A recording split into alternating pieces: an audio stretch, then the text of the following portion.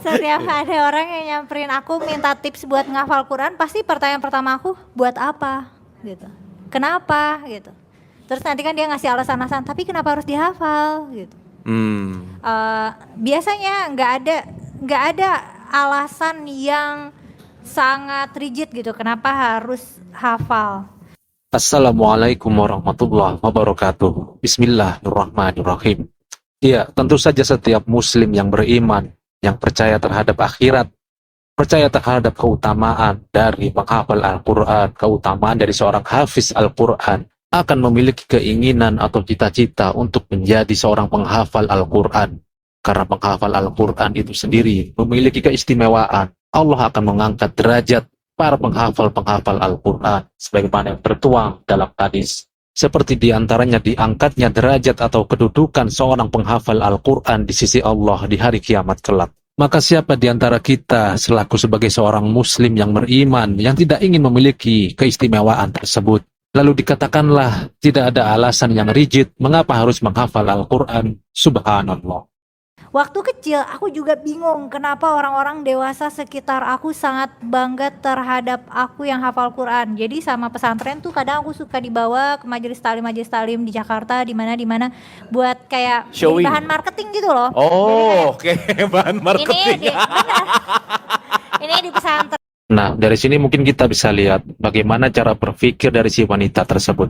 Dia menganggap bahwasanya hal tersebut sebagai showing atau marketing.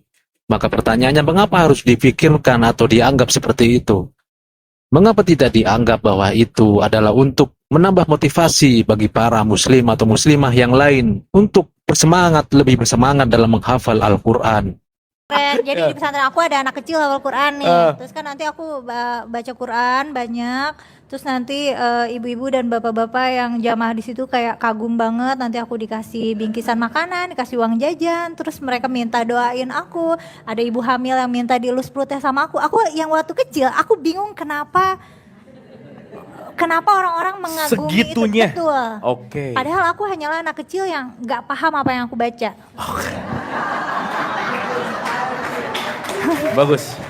Itu jujur banget sih. Jadi sekarang kalau ada yang nanya, aku pengen hafiz dong, pertanyaannya buat apa? Buat Bener apa? sih.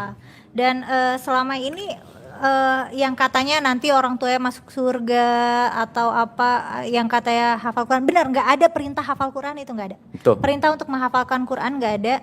Ada perintah untuk menjaga, tapi bukan literally menghafal secara verbatim seperti yang aku lakukan. Iya. Dan misalnya nanti orang tuanya dapat jubah kebesaran di surga itu kebanyakan justru dari hadis palsu. Hadis palsu? Ha-ha. Oh gitu. Iya, iya. Jadi bisa jadi hafal Quran sebenarnya tidak seistimewa itu. Oke.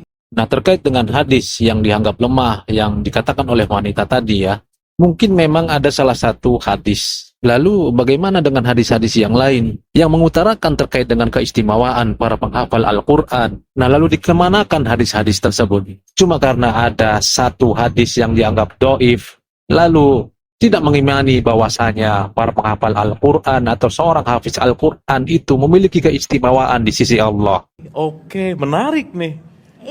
Dan ngapain aku ngerasa juga ini anak-anak banyak banget PR hafalannya. Waktu kecil kebetulan kayaknya menghafal itu salah satu core strength aku, jadi termasuk gampang. Malah kayak kitab-kitab kecil tuh kayak sengaja aku hafalin, nggak tahu buat apa, nanti supaya kalau ujian ditanya aku bisa jawab secara verbatim dari kitab gitu. Emang yang teksnya di kitab gitu, kayaknya supaya pamer aja sih, karena kan Gua hafal loh gitu ya.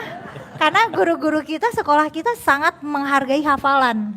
Yang mana padahal kalau secara level kognitif, hafalan itu adalah skill kognitif yang paling rendah. Karena kan menghafal itu membeo. Itu kayak bayi, kayak diajarin mama ini papa, kayak emang selevel itu kalau menghafal. Level yang paling tinggi justru memproduksi ilmu pengetahuan, dan itu yang nggak ada. kita belajarnya ngafal, habis itu belajar untuk ngutip sana ngutip sini, kayak seolah kita tuh nggak boleh punya pikiran sendiri gitu. Nah, justru dengan tidak boleh memiliki pemikiran sendiri, ini akan menjaga kemurnian agama. Karena dalam beragama, kita memanglah harus sesuai dengan dalil, memiliki referensi yang jelas dan kuat. Tidak boleh kita memiliki pemikiran sendiri di luar dari referensi yang telah paten dalam Islam, yaitu Al-Quran dan Sunnah. Maka jika kita dibolehkan memiliki pemikiran sendiri, akan seperti apa jadinya syariat agama ini? Itulah sebabnya muncul bid'ah-bid'ah yang tersebar di antara kaum muslimin. Karena mereka memiliki pemikiran sendiri, pemahaman sendiri terkait dengan agama. Tidak merujuk kepada dalil-dalil yang syar'i, dalil-dalil yang valid, yang kuat dari Al-Quran dan Sunnah. Dan masalah memahami, kadang-kadang malah nggak paham. Kita cuma memahami Bunyi gitu ya? bunyi aja, atau kadang-kadang tuh suka ada frasa-frasa yang diambil dari Quran yang padahal konteksnya nggak gitu. Ada nih penceramah yang akhir ceramahnya tuh suka bilang kalau ada yang baik itu dari Allah, kalau ada yang buruk salah, dari saya. itu sebenarnya dari Quran. Iya. Ada kisah di mana orang-orang Yahudi itu suka ngeledekin Nabi. Oh, nanti kalau misalnya salah bilangnya dari diri sendiri, kalau benar bilangnya dari Allah. Itu sebenarnya ledekan orang Yahudi, terus kita adopsi jadi penutup ceramah. Oh, itu jokesnya Yahudi gitu ya, ngeledek gitu ya. Itu cara orang Yahudi ngeledekin Nabi, tapi Oke. kita jadiin penutup karena kita nggak tahu konteks ayat itu gimana gitu. Oke. Tapi itu penutup yang bagus buat stand up comedy sih. That's nice ya. Dan masalah hafal ini juga aku nggak tahu gimana ininya ya, gimana menyadarkan publik kalau misalnya secara pendidikan menghafal itu adalah komponen yang paling tidak penting dalam pendidikan. Tuh, setuju. Tidak Setuju. mengajarkan kita berpikir kritis, tidak menggiring kita pada pemahaman, tapi cuma melatih kita menjadi beo aja. Oke. Keren. Boleh tepuk tangan Ibu Bapak, ini strong word banget. Rasul yang mulia alaihi salatu wasallam bersabda, yuqalu li sahibil qur'ani yaumal qiyamah iqra wartaqi warattil kama kunta turattilu fid dunya fa inna manzilataka inda akhiri ayatin taqra'uha.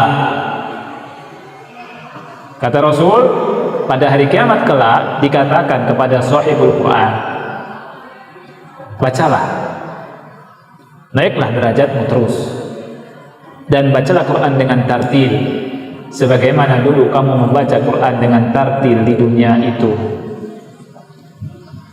Fa inna manzilataka, karena sesungguhnya kedudukanmu di akhir ayat yang kau baca.